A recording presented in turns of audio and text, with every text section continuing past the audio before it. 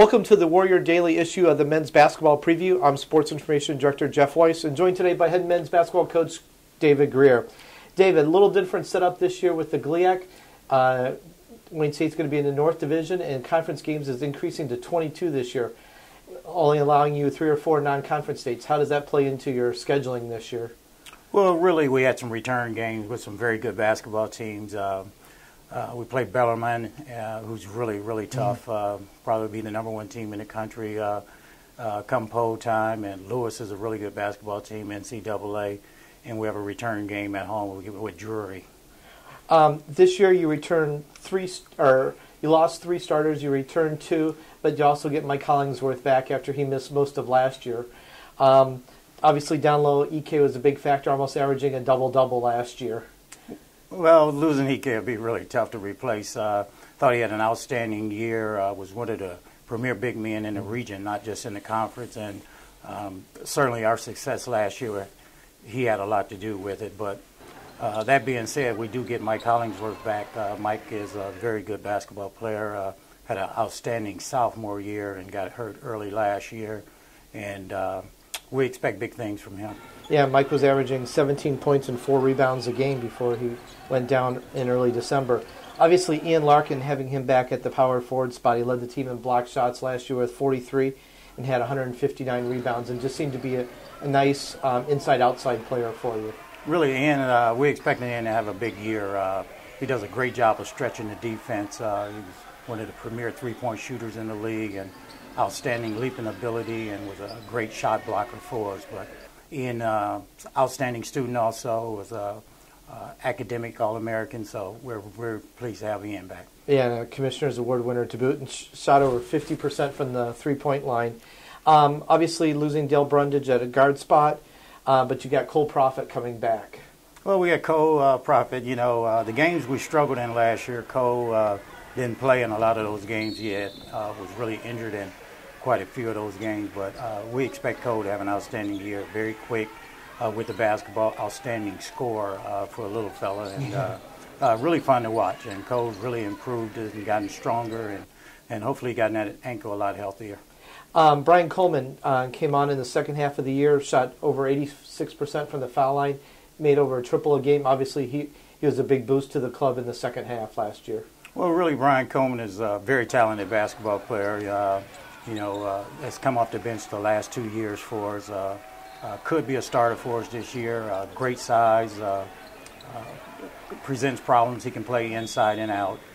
Has to get a lot better defensively, but Brian's really worked hard this summer.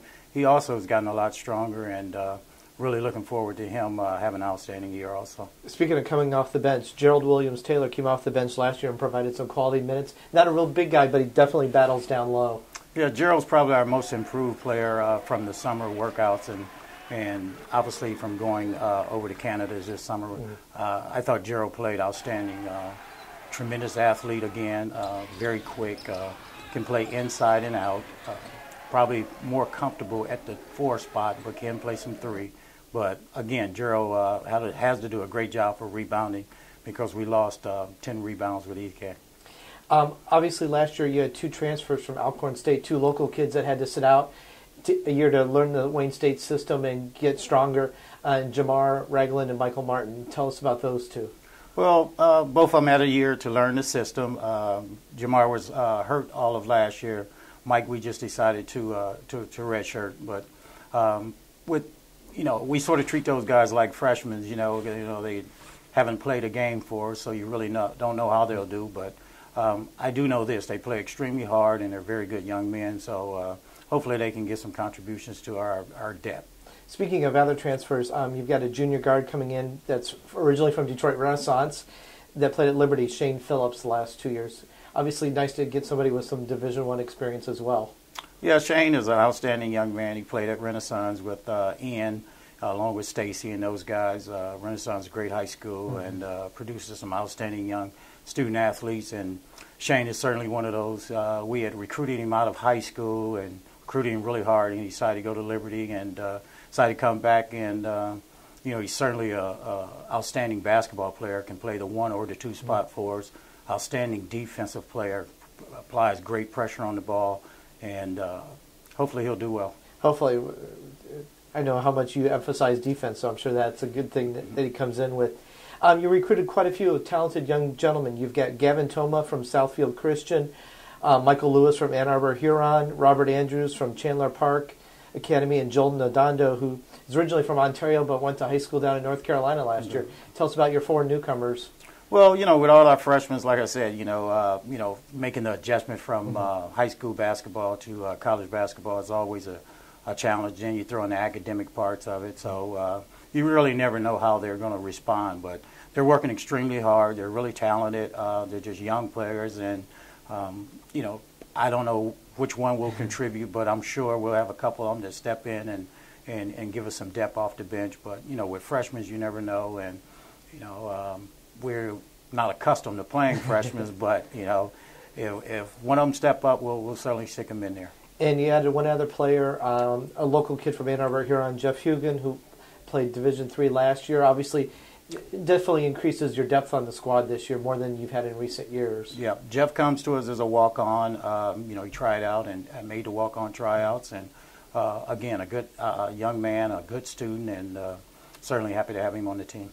Obviously, continuity is important to any successful program, and you've got your 2 assistant coaches back for, it seems like 10 years now that you've been together with EJ and Lorenzo, and obviously Brian Smothers returning as one of your student assistant coaches. So that obviously has to help the program as well. Yeah, certainly. Those young men do a great job with our student athletes. They're great coaches, and certainly we try to hang on to them as long as we can, but I'm sure someone's going to pluck them away from us at some point. But they were great players, and they continue to be great coaches for Wayne State.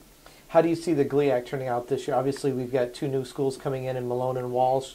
Wayne State kind of goes to the North Division from the South. So obviously, we'll have a few longer road trips that even though we're in Michigan, we're closer to some of the Ohio schools. It definitely is going to bring an interesting dynamic to the conference this year.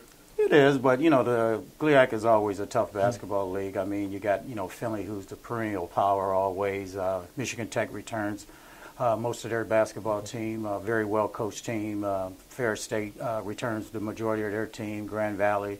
I mean, I could just go on down the list, but it'll be a challenge, and that's the fun part of it. You never know how it's going to shake out, but the great thing about having the basketball part of it, you do have a tournament at the end, so you get a chance to get in that tournament and play your way into the NCAA tournament, and certainly we'll be trying to do that.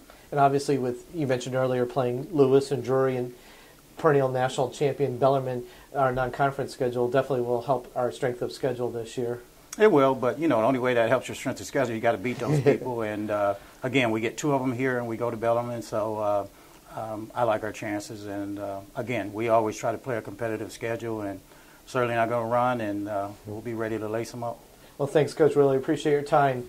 Thanks for watching this edition of the Warrior Daily.